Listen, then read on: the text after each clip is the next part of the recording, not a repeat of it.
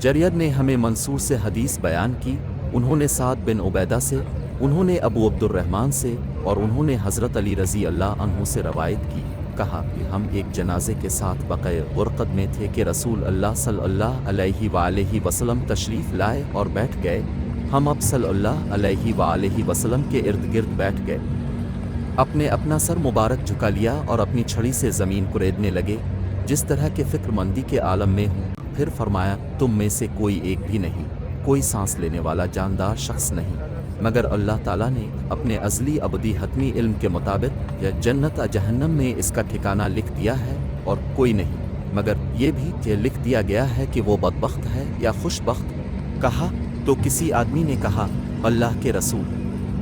क्या हम अपने लिखे पर ही ना रह जाएं और अमल छोड़ दें?